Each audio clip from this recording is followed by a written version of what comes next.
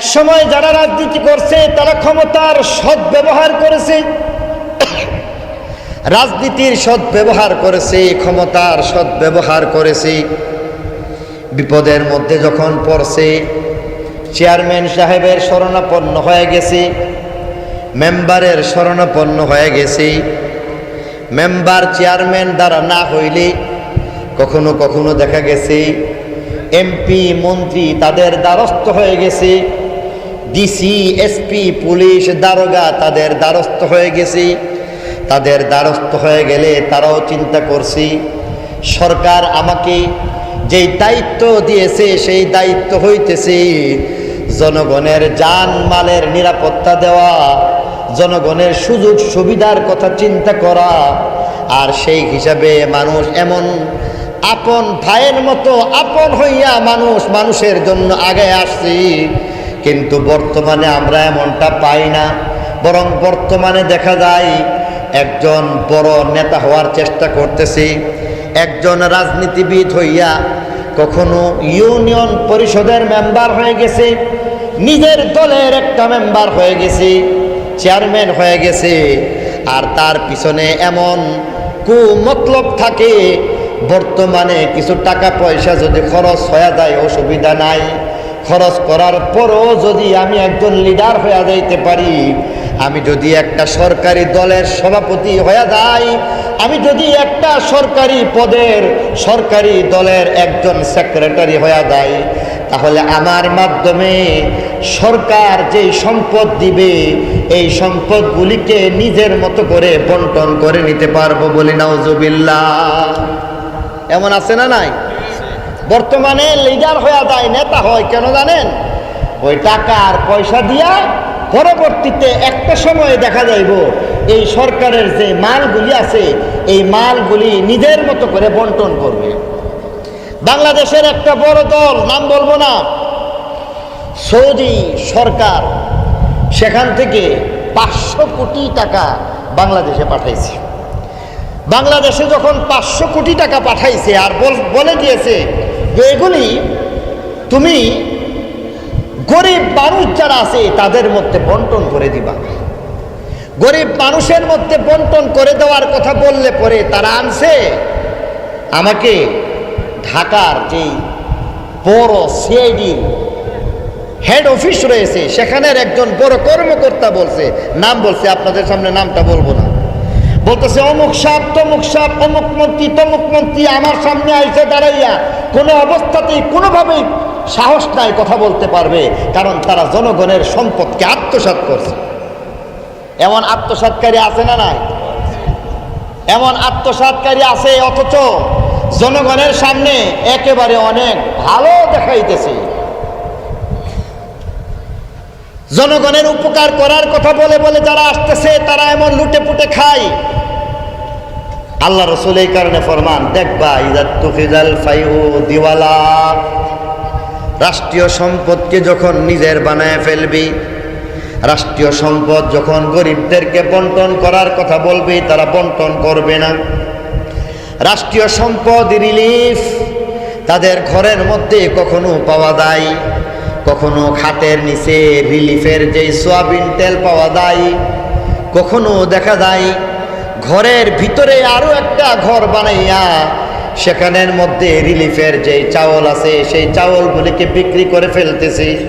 কখনো কখনো দেখা যাইতেছে সরকারি টিন বিক্রি করে ফেলতেছে, কখনো কখনো দেখা যাইতেছে কাদের নাম দিয়া দিয়া, কখনো নেতা মাতবর, কখনো মেম্বার, কখনো চেয়ারম্যান, কখনো এমপি, কখনো মন্ত্রী, তারা এমন করে রাষ্ট্রীয় সম্পদকে নিজেদের মধ্যে বাটোয়ারা করে নিয়ে যায়। বলি নাউজুবিল্লাহ। وعن أبي هريرة رضي الله تعالى عنه قال رسول الله صلى الله عليه وسلم إذا اتخذ الفيء دولا والأمانة مغنما والزكاة مغرما وتعلم لغير الدين وأطاع الرجل امرأته وعق أمه وأقصى أباه وأدنى صديقه وأقصى أباه إلى آخر الحديث أو كما قال عليه الصلاة والسلام صدق الله مولانا العظيم وصدق رسوله النبي الأمي الكريم ونحن على ذلك لمن الشاهدين والشاكرين والحمد لله. أعوذ بك من شرها وشر ما فيها وشر أهلها. اللهم ارزقنا جناها وحببنا إلى أهلها وحبب صالحي أهلها إلينا. مولاي صل وسلم دائما أبدا مولاي صل وسلم دائما أبدا على حبيبك خير الخلق كلهم. هو الحبيب الذي ترجى شفاعته لكل هول من الأهوال مقتحم. بلغ العلا بكماله كشف الدجى بجماله حسنت جميع خصاله صلوا عليه وآله. بلغ العلا بكماله كشف الدجى بجماله حسنت جميع خصاله صلوا عليه وآله. لا إله إلا الله لا إله إلا الله. মোহাব্বতে আমরা সবাই কয়েক মর্তবা জিকির করি লা ইলাহা ইল্লাল্লাহ লা ইলাহা ইল্লাল্লাহ লা ইলাহা ইল্লাল্লাহ লা ইলাহা ইল্লাল্লাহ. حسبي ربي جل الله ما في قلبي غير الله نور محمد صلى الله لا إله إلا الله لا إله إلا الله لا إله إلا الله لا إله إلا الله محمد رسول الله صلى الله عليه وسلم. কুড়িঘর কুদুর বাড়ির জনাব মোহাম্মদ এলাই মিয়া সাহেবের পিতামাতা ও কবরবাসীর রুহের মাগফিরাত কামনায় আয়োজিত আজকের এই মহতি মুবারক মাহফিলের জনাব সভাপতি আল্লামা আশরাফ আলী জিহাদি সাহেব দামাত বারাকাতুহু, মঞ্চে উপবিষ্ট মুআজ্জাজ ও মুহতারাম ওলামায়ে কেরাম, মুরব্বিয়ান ইজাম, বেরাদেরান ইসলাম, পর্দার আড়ালের মা ও বোনেরা, আল্লাহ পাকের দয়ার মেহেরবানি যে আল্লাহ তাআলা আমাকে আপনাকে বরকতময় এই মাহফিলের মধ্যে আসার বসার তৌফিক দিলেন, আল্লাহর শুকরিয়া হিসাবে দিল থেকে সবাই বলি আলহামদুলিল্লাহ।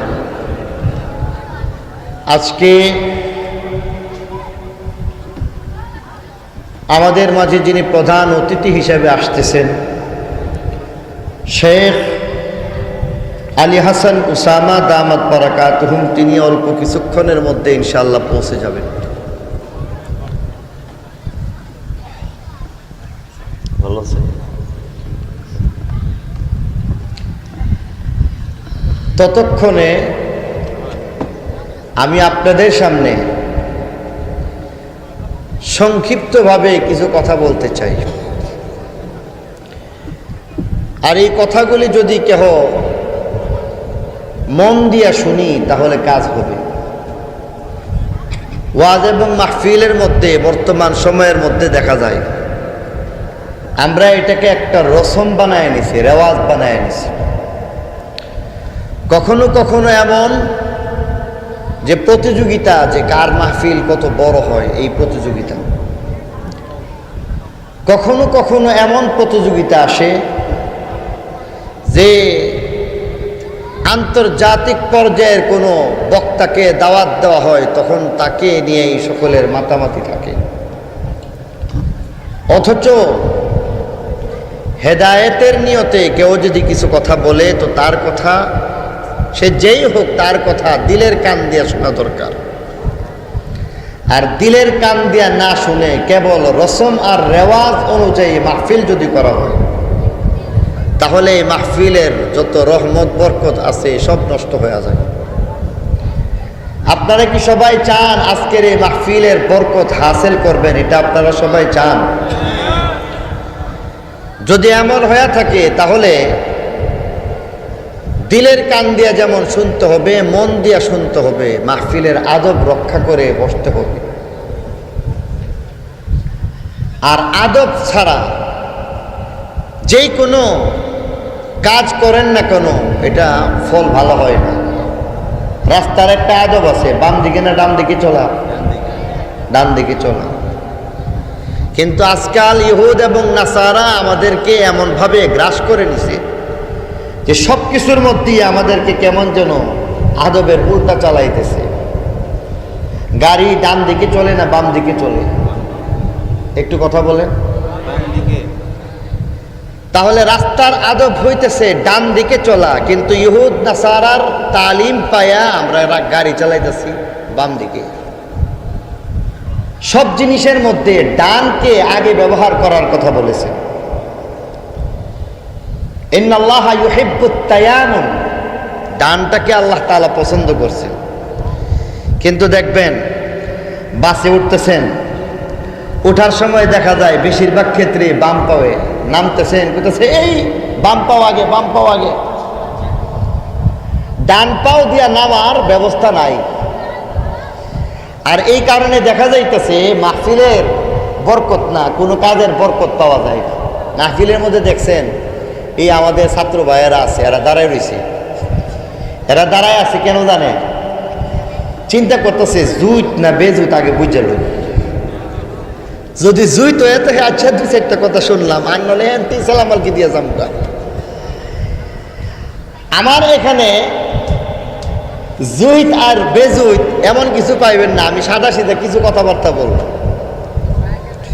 এই কারণে যারা জুইত আর বেজুইতের চিন্তা করেন আপনারা মেহেরবানি করে আল্লাহর রাস্তে গিয়ে ঘুমাই থাকেন, লাভ হইব। আর যারা মনে করেন যে না কোরআন এবং হাদিসের কিছু কথাবার্তা শোনা দরকার আমলের নিয়তে, তারা বুঝে যান। লম্বা চোরা আলোচনার সুযোগ নাই, এমনিতেই 1 ঘন্টার কথা বলা হয়েছে। আমি 1 ঘন্টা বয়ান করব না, আশা করতেছি তার আগে আগে আজকের প্রধান মেহমান হযরত মাওলানা আলী হাসান উসামা সাহেব চলে আসবেন, ততক্ষণে আমার বয়ান শেষ হয়ে যাবে। আপনাদের সামনে আমি কিছু জরুরি কথা বলতে চাই। আর কোরআন এবং হাদিসের আলোকে এই কথাগুলি বোঝা এবং জানা আমাদের প্রত্যেকের দরকার। বর্তমান সময়ের মধ্যে দেখা যায় যে আমাদের আযাব আর গজব, আপদ আর বিপদ একের পর এক আমাদের সামনে আসতেই আছে, আসতেই আছে। দেখেন বর্তমানে এমন একটা অবস্থা, যখন বৃষ্টির দরকার তখন বৃষ্টি নাই, আর যখন রৌদ্রের দরকার তখন বৃষ্টি চলে আসতেছে। বৈশাখ মাসের মধ্যে যখন ধান লাগানো হইতেছে, এই জ্বালা বাইনা এবার পরে সেখানে পানির দরকার, বৃষ্টির দরকার, তখন নাই। মাঘ মাসে বৃষ্টি আছে, আছে না নাই? আর আযাব আর গজব কেমন? একের পর এক আযাব আর গজব এমন ভাবে আসতেছে যে জিনিসের নাম জীবনও আমরা শুনি নাই, সেই জিনিস চলে আসতেছে। করোনা আমরা বাংলা অর্থে তো আসলে মনে করতাম দয়া, এখন দেখতেছি এটা বিপদের নাম করুণা, ঠিক কিনা? ওমিক্রন জীবনও নাম শুনছি না, নতুন করে আসছে। চিকুনগুনিয়া এগুলির নাম শুনি নাই, ডেঙ্গু কোনোদিন নাম শুনি নাই, বেশির চেয়ে বেশি জ্বর, ম্যালেরিয়া, এই সমস্ত কিছুর নাম শোনা গেছে। কিন্তু বর্তমানে এমন সব রোগ বালা মুসিবত আসতেছে যেগুলির ফিরিস্তি আমার চাইতে আপনারা ভালো জানেন। হার্ট ফেল করে মানুষটাকে মারা যেত, এখন দেখা যায় কেউ কেউ বলতেছে হার্টে ব্লক হয়ে যায়, ব্রেন স্ট্রোকের রুগী আসতেছে, প্যারালাইজড হয়ে যাইতেছে রুগী আসতেছে। প্রশ্ন হইতেছে এই সমস্ত জিনিস কেন আসবে? আমরা এক একজন এক একভাবে চিন্তা করে থাকি আর মনে করি যে আসলে আবহাওয়া দূষিত হয়ে গেছে, আবহাওয়া দূষিত হয়ে যাওয়ার কারণে কখনো কখনো এমন রোগ শোক চলে আসতেছে। বিষয়টা কি আসলেই এমন, নাকি এর ব্যতিক্রম কিছু আছে? আসুন কোরআন এবং হাদিসের আলোকে আমরা একটু জানার চেষ্টা করি। আর এই কারণে আমি আপনাদের সামনে তিরমিজি শরীফ থেকে একখান হাদিসের অর্ধেক তেলাওয়াত করে শুনাইছি। আর আল্লাহ রসুলের অসংখ্য হাদিসের মধ্যে হইতে যে হাদিস আপনাদের সামনে তেলাওয়াত করে শোনাইলাম, তার মধ্যে মোটামুটি কিয়ামতের আগে বেশ কিছু অপকর্মের কথা বলা হয়েছে, গুনাহের কথা বলা হয়েছে। কিয়ামতের আগে এমন ব্যতিক্রমী কিছু বিষয় আমাদের সামনে চলে আসবে যেই কারণে আল্লাহ তাআলা নারাজ হয়ে যাইবেন। আর কোন কোন কারণে, কি ধরনের গুনাহের কারণে আল্লাহ তাআলা কি ধরনের নারাজ হয়ে যান, এর আলোচনাই আজকে আপনাদের সামনে করতে চাই। হযরত আবু হুরায়রা রাদিয়াল্লাহু আনহু থেকে বর্ণিত ফরমান, ওয়া আবি হুরায়রা রাদিয়াল্লাহু তাআলা আনহু قال قال رسول الله صلى الله عليه وسلم إذا اتخذ الفيء دولا والأمانة مغنما والزكاة مغرما وتعلم لغير الدين। এখানের মধ্যে আল্লাহ রাসূল চারটা বদ আমলের কথা বলে দিয়েছেন। হাদিস লম্বা হাদিস, এই লম্বা হাদিসের মধ্যে হইতে প্রথম দিকের যে কথাগুলি আছে একটা একটা করে আপনাদের সামনে কিছুটা বলতে চাই। অনুরোধ রইল এটা একটু চিন্তা করে দেখবেন, দিলের কান দিয়া চিন্তা করে দেখবেন বর্তমানের সাথে হাদিসের কতটুকু মিল অথবা অমিল। এই মিল আর অমিল করা দরকার, এটা আপনাদের বিবেকের উপর ছেড়ে দিল। আল্লাহ রাসূল এক হাদিসের মধ্যে ফরমান, দেখো 15টা এমন গুনাহ আছে যে গুনাহগুলি যদি হয় তাহলে একের পর এক আযাব আর গজব আসবে। এক নম্বর আল্লাহ রাসূল ফরমান, ইযা তুখিদাল ফাইউ দিওয়ালা। কিয়ামতের আগে দেখবা রাষ্ট্রীয় সম্পদকে নিজের মনে করে মানুষ নিজের মতো করে খরচ করে ফেলবে, মেরে খাইবে, লুটে পুটে খাইয়া জনগণের সম্পদ নষ্ট করে নিজের বাড়ির মধ্যে বিরাট দালান আর কুঠা বানাইয়া ফেলবে। বলি নাউজুবিল্লাহ। দালান কুঠা এখন হইতাছে, বড় বড় সুন্দর সুন্দর দালান হইয়া যাইতেছে।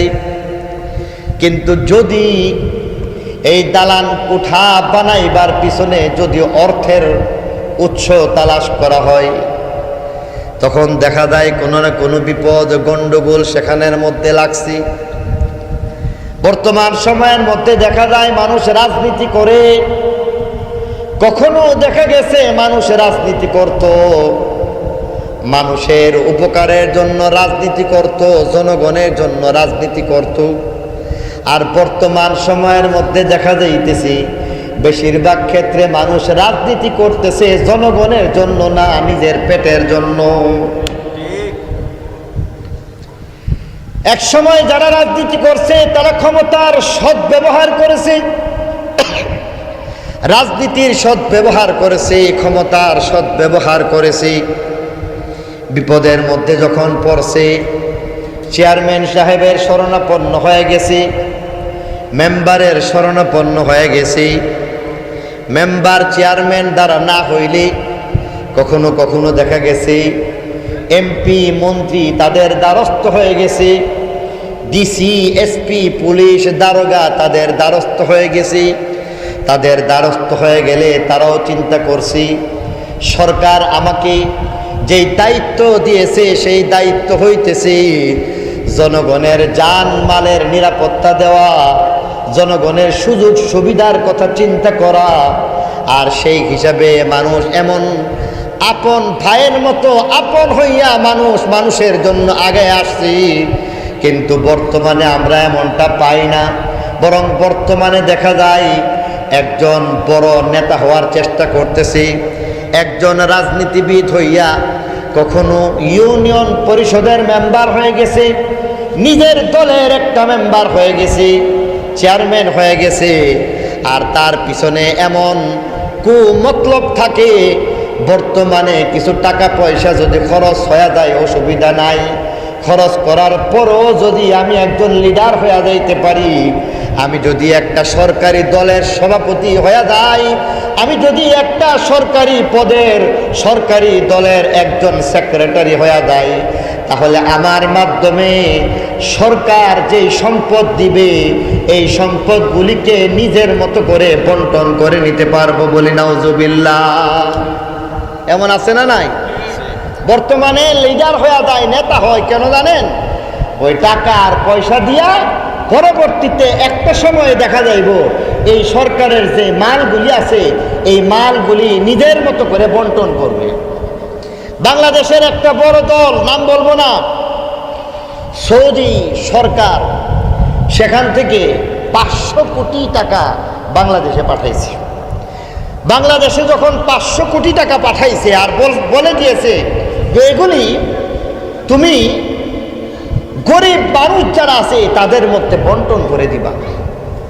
গরিব মানুষের মধ্যে বন্টন করে দেওয়ার কথা বললে পরে তারা আনছে আমাকে ঢাকার যেই বড় সিআইডির হেড অফিস রয়েছে সেখানের একজন বড় কর্মকর্তা বলছে, নাম বলছে, আপনাদের সামনে নামটা বলবো না, বলতেছে অমুক সাপ তমুক সাপ অমুক মন্ত্রী তমুক মন্ত্রী আমার সামনে আইসে দাঁড়াইয়া কোনো অবস্থাতেই কোনোভাবেই সাহস নাই কথা বলতে পারবে, কারণ তারা জনগণের সম্পদকে আত্মসাৎ করছে। এমন আত্মসাৎকারী আছে না নাই? এমন আত্মসাৎকারী আছে, অথচ জনগণের সামনে একেবারে অনেক ভালো দেখাইতেছে। জনগণের উপকার করার কথা বলে বলে যারা আসতেছে তারা এমন লুটে পুটে খায়। আল্লাহ রাসূল এই কারণে ফরমান, দেখবা ইযা তুখিজাল ফাইউ দিওয়ালা, রাষ্ট্রীয় সম্পদকে যখন নিজের বানায় ফেলবি, রাষ্ট্রীয় সম্পদ যখন গরিবদেরকে বন্টন করার কথা বলবি তারা বন্টন করবে না।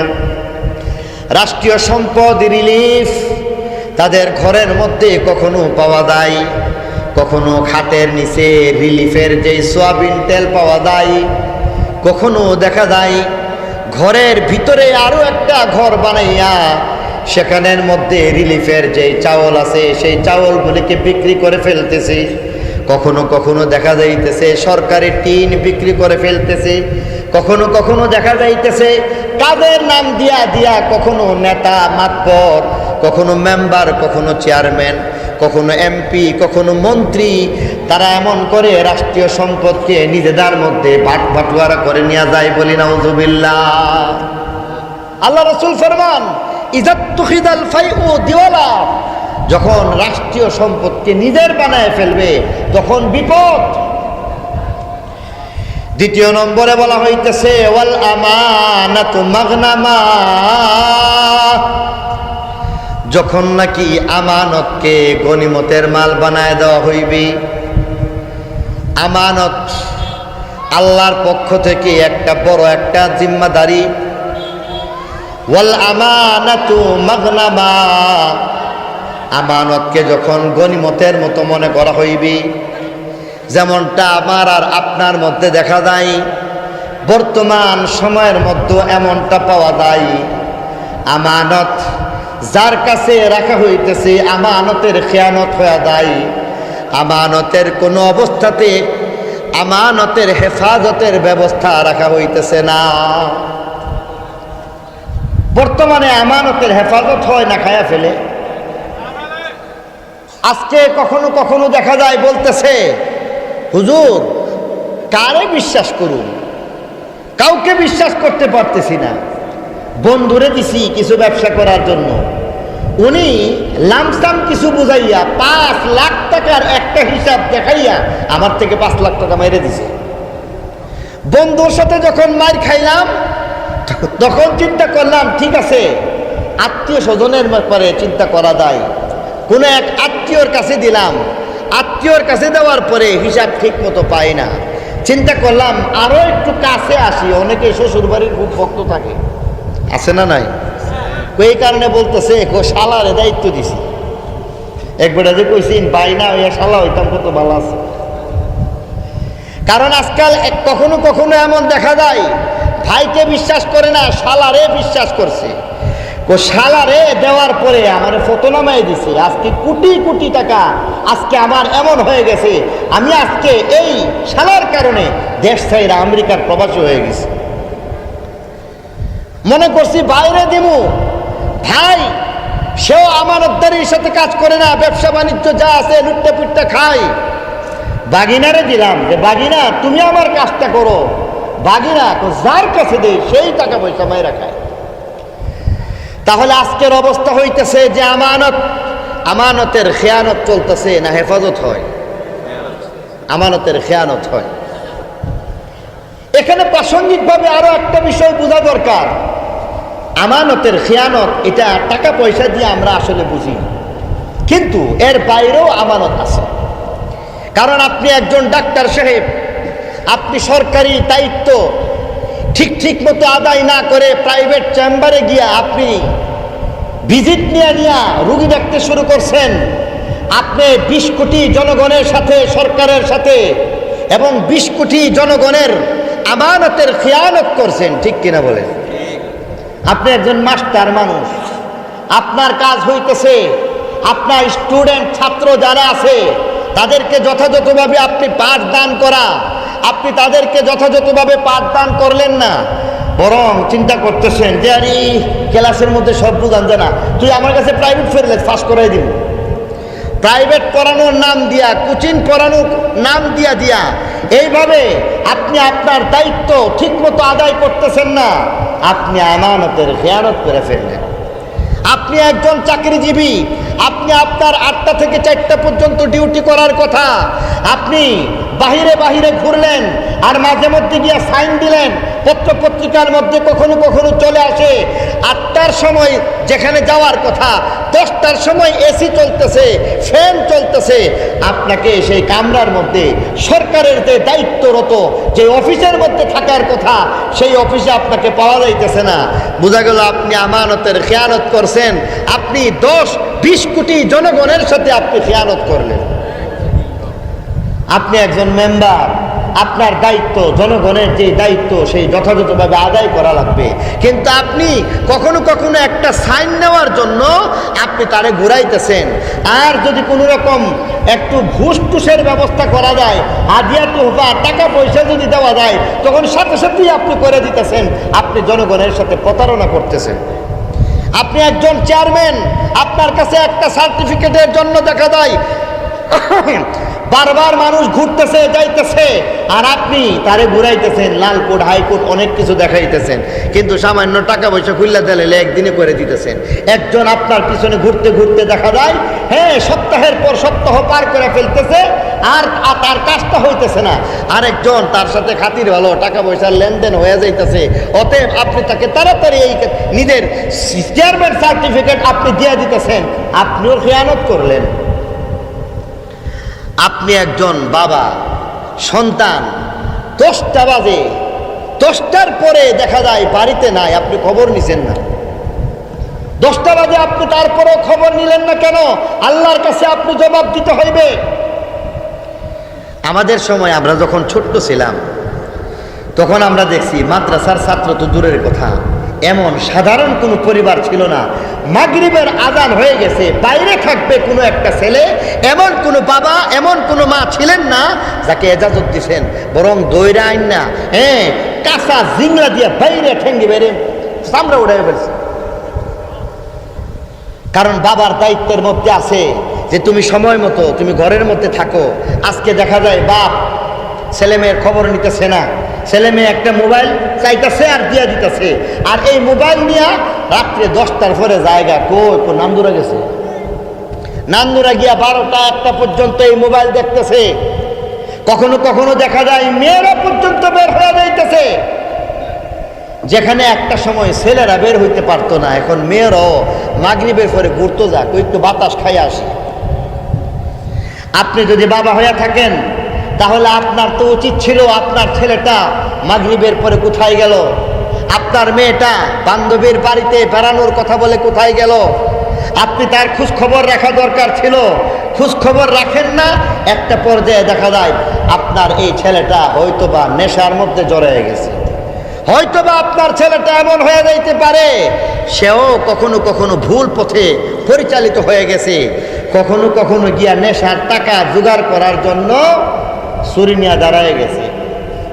আপনি একজন সম্ভ্রান্ত মানুষ, আপনি গ্রামের মধ্যে একজন মানি মানুষ, আজকে আপনার মান বাঁচানো কষ্ট হয়ে গেছে, যার কারণে কুড়িগড় বাজারের ইমাম সাহেব হুজুরে গিয়া বলতেছেন হুজুর দোয়া করে দেন, কি হয়েছে? ছেলেটা নষ্ট হয়ে গেছে। ছেলেটা কি হয়ে গেছে? ও হুজুর ছেলেটা তো এখন এই নেশা পানির মধ্যে গেছে গা, এখন কথাবার্তা শুনে না হুজুর, ঘরের মধ্যে আগুন জ্বলতেছে। একটা সময় দেখা গেছে এই নেশার সুবল এটা কেবলমাত্র শহর বন্দর পর্যন্ত সীমাবদ্ধ ছিল, আর এখন দেখা যায় শহর বন্দর না, এটা ছাড়াইয়া গ্রামের ঘরে ঘরে পর্যন্ত পৌঁছে গেছে। আজকে বাতি আসছে, রাস্তা হয়ে গেছে, খুশি না বেজার? আপনারা খুশি না বেজার? এই কুড়িগড় 4টার সময় যদি কোনো রকম আমরা নৌকাটা ধরতে পারছি তখন আসতে পারছি, আর 4টার পরে কাউতুলি থেকে নৌকাটা ছেড়ে দিলে আর আসার ব্যবস্থা ছিল না। এটা কি খুব বেশি দিন আগের কথা? এটা এই তো ওই দিনের কথা, অল্প কিছুদিন আগের কথা। 4টার পরে আসার কোনো ব্যবস্থা ছিল না। রাস্তা হয়ে গেছে, খুশি হয়ে গেছি, কারেন্ট আসছে, খুশি হয়ে গেছি, অবশ্যই খুশির কথা।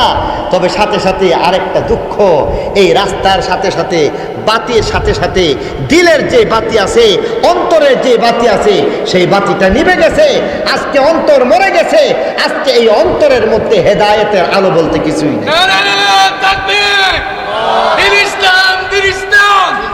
পবিত্র ওয়াজ মাহফিল হযরত মাওলানা সিফাতুল্লাহ নূর সাহেব, তাকবীর।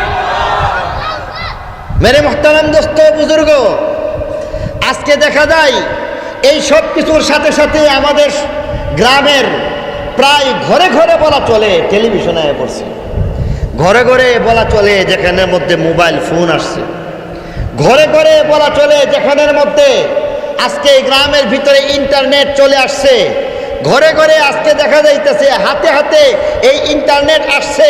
শুধু হাতে হাতে ইন্টারনেট মোবাইল শুধু আসছে এমনটা না, বরং এখানের মধ্যে হাতে হাতে একটা একটা সিনেমা হল হয়ে গেছে। ঠিক কিনা বলেন? আপনার মেয়েটা, আপনার ছেলেটা মোবাইল নিয়ে নিছে, আপনার ছেলেকে আপনি আউশ করে রং করে আপনি একটা দামি মোবাইল ফোন কিনে দিতেছেন। এই মোবাইল ফোন কিনে দেওয়ার আগে একবারও কি ভাবছেন আপনার এই ছেলেটা কি সব কাজ করতেছে মোবাইলের মধ্যে? আজকে এই মোবাইলের দ্বারা আজকে যুবক নষ্ট হয়ে গেছে, মোবাইলের দ্বারা আজকে যুবতী ধ্বংস হয়ে গেছে, সমাজ ধ্বংস হয়ে গেছে। ঠিক কিনা বলেন? আজকাল এমন অবস্থা যে ফেসবুক শরীফ এটা যতক্ষণ পর্যন্ত মুতালা না হয়েছে ততক্ষণ পর্যন্ত ঘুমায় না। বরং এই কারণে কেহ কেহ একটু রসিকতা করে এটা বলছে, এটাকে শুধু ফেসবুক শরীফ না, পবিত্র ফেসবুক শরীফ বলা লাগবে। আল্লাহ মাফ করুক, আল্লাহ মাফ করুক। আজকাল প্রত্যেকটা যুবক, প্রত্যেকটা যুবতী, মেয়েদের হাতে পর্যন্ত ফেসবুক আয়া পড়ছে। এই ফেসবুক ইন্টারনেট আসছে, এই ইন্টারনেট আসার কারণে দেশের ক্ষতি যেমন হয়েছে, সাথে সাথে যুবক যুবতীর আখলাক ধ্বংস হয়ে গেছে। আচ্ছা বলেন তো দেখি, দেশের জন্য অস্ত্রের দরকার আছে না নাই? অস্ত্রের দরকার আছে না? অস্ত্রের দরকার আছে। পুলিশের কাছে অস্ত্র থাকবে, বিডিআরের কাছে অস্ত্র থাকবে, সেনাবাহিনীর কাছে অস্ত্র থাকবে, বিডিআরের কাছে অস্ত্র থাকবে, এমনকি প্রশাসনিক লেভেল থেকে চিন্তা করলে দেখা যায় আনসার বাহিনী তাদের কাছেও অস্ত্র থাকা দরকার, কারণ এই অস্ত্রের দ্বারা দেশ রক্ষা হবে। এই অস্ত্রের দ্বারা যারা নাকি দুষ্কৃতকারী আছে তাদেরকে শায়েস্তা করা সম্ভব হবে। এই অস্ত্রের দ্বারা জনগণকে শান্তি শৃঙ্খলা তাদের মধ্যে ফিরে এনে দেওয়া সম্ভব হবে। কিন্তু এই অস্ত্র যদি ডাকাতের হাতে যায় তখন দেশ রক্ষা হইবে না ধ্বংস হইব? ডাকাতের হাতে থাকলে অস্ত্র ধ্বংস হয়ে যায়। একটা সময় দেখা গেছে কিছু ডাকাত যাদের হাতে অস্ত্র ছিল সেই অস্ত্র নিয়ে তারা কখনো কখনো 5 বিঘার মধ্যে দাঁড়ায় ছিল, আর সেখানের মধ্যে দাঁড়ায়া মানুষের জান মালের বিপন্ন করে ফেলতো। কখনো কখনো খুন মার্ডারও হয়ে গেছে। হয়েছে না? হয়েছে না? কথা কয় না। খুন মার্ডার হয় নাই? এই এলাকার মধ্যে খুন মার্ডার হয়ে গেছে।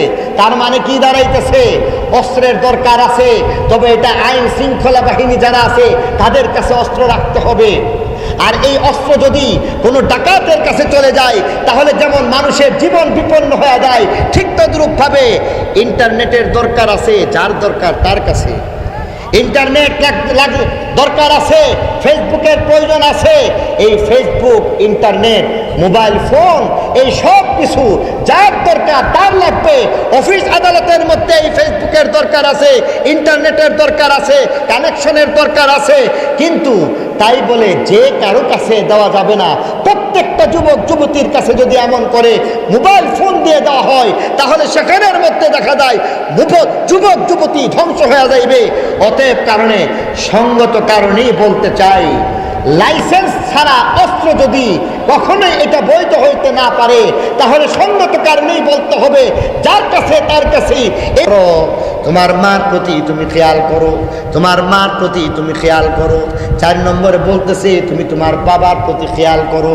তার মানে হইতেছে তোমার মা কমপক্ষে 3টা কষ্ট বরদাস্ত করার কারণে তোমার মা কষ্টের বিনিময় হিসেবে তার 3টা মর্যাদা বেশি হয়ে যায়। মা 3টা কষ্ট কেমনে করছে? কই 10 মাস 10 দিন পেটে রাখছে। 10 মাস 10 দিন পেটে রাখার কষ্টটা কেমন? কইটা মা ছাড়া কেউ বুঝবে না, ঠিক কিনা বলেন? 2 নম্বর বলতেছে এই 10 মাস 10 দিন পেটের মধ্যে রাখছে, নির্ধারিত সময় যখন পার হয়ে গেছে তখন তুমি তোমার মায়ের কলিজাতে লাথি দিয়ে দুনিয়াতে আসছো, মা বেহুশ হয়ে গেছে। 3 নম্বর কষ্ট কি? আরো 2 বছর তোমাকে দুধ খাওয়াইছে। এই কারণে এই 3টা কষ্টের কারণে তোমার মায়ের মর্যাদা, কষ্টের মর্যাদাতে গিয়ে 3 গুণ বেশি, না হয় তোমার বাবার দাম বেশি। কারণ বাবা পরিবারের একজন মুরব্বী, বাবা কোনো একটা কথা আদেশ যদি করেন তাহলে মা হিসাবে তোমার মা তোমার বাবার কথা স্বামী হিসাবে মানা তার জন্য ফরজ, ঠিক কিনা জোরে বলেন? স্বামীর কথা মানা জরুরি না, ওয়াজিব কিনা বলেন? কথা কই না। আর আমি আপনারা পক্ষই তো কথা বুঝতেছি, মহিলারা পক্ষ হইছে না তো। একজন স্বামী তার কথা মান্য করে চলা বিবির জন্য ওয়াজিব, ঠিক কিনা বলেন? আওয়াজ দিয়া বলতে হবে, ঠিক কিনা বলেন? তাহলে তোমার পরিবারের মধ্যে তোমার আব্বা যদি কোনো একটা কথা বলেন তোমার আম্মাও সেই কথাটা মানতে বাধ্য, তাহলে বোঝা গেল তোমার মায়েরও মুরব্বী তোমার আব্বা। তাহলে তো এখানে একটা বিষয় চলে আসতেছে। এমনই যদি হয়ে থাকে তাহলে তো দেখা যায় এখানের মধ্যে আমরা তো একটু আগেই শুনলাম মার দাম কয় গুণ বেশি? 3 গুণ বেশি। সারা জীবন শুনলাম মার দাম 3 গুণ বেশি। তাহলে এখন আপনি কিনা বলতেছেন বাবা হইতেছেন মুরব্বী, এটা কেমন করে হল? হুজুর চলে আসছেন।